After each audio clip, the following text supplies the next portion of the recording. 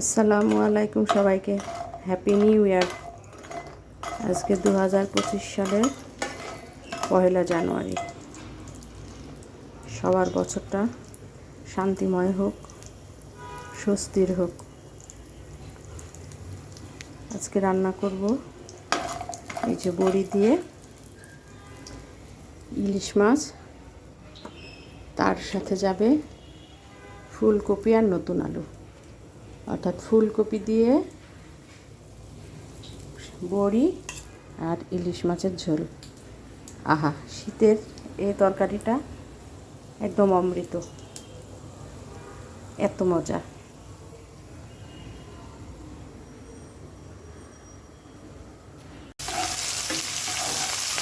প্রথমে তেলের উপরে পেঁয়াজ কুচি আর মরিচ কুচি দিয়ে দিলাম। এখন এর মধ্যে একটু রসুন বাটা, পেঁয়াজ বাটা, জিরে বাটা, ধনিয়া গুঁড়া, হলুদ দিয়ে দিব।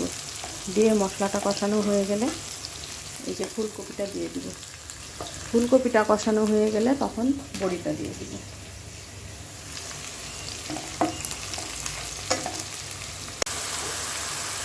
হলুদের গুঁড়ো, মরিচের গুঁড়ো, ধনিয়ার গুঁড়ো, পেঁয়াজ বাটা, রসুন বাটা, জিরে বাটা সব দিয়ে মশলাটাকে ভালোভাবে কষিয়ে নেব। ফুলকপির নতুন আলুটা দিয়ে দিলাম।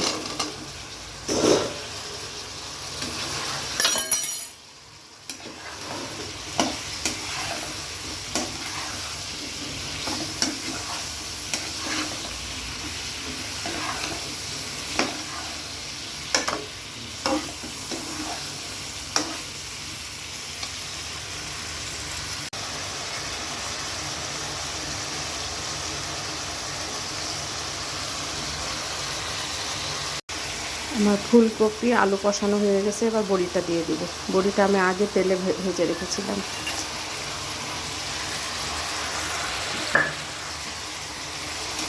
এবার বড়িটা সহ এটাকে কষিয়ে নেব। যেহেতু বড়িটা আমার খুব তাড়াতাড়ি সিদ্ধ হয়ে যাচ্ছে, এবার আমি পানি কম দিব।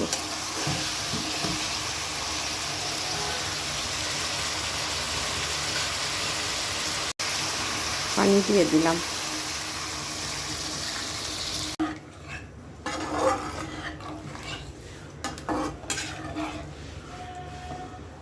ঝোলটা ফুটে উঠলে মাছগুলো দিয়ে দিব।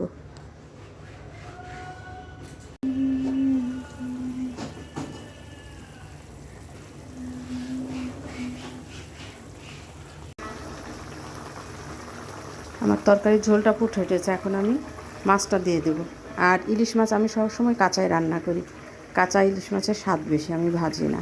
এটা লবণ হলুদ দিয়ে আগে আমি মাখিয়ে রেখেছিলাম, দিয়ে দিলাম।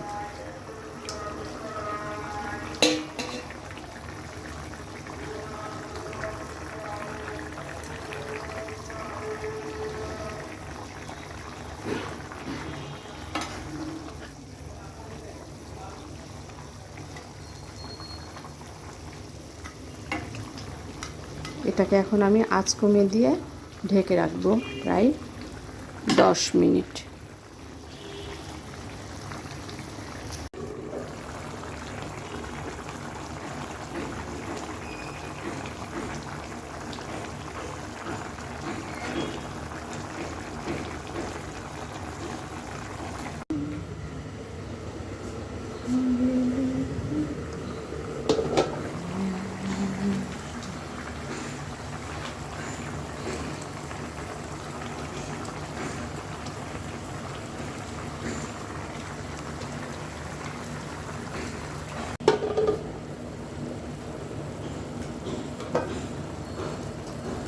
বাস হয়ে গেল আমার ফুলকপি আলু বড়ি দিয়ে ইলিশ মাছের ঝোল।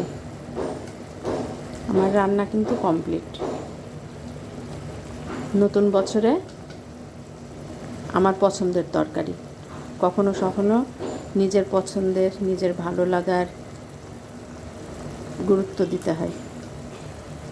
এটা আমার পছন্দের তরকারি, আর বছরের শুরুতেই আমি আমার পছন্দের তরকারিটা রান্না করলাম।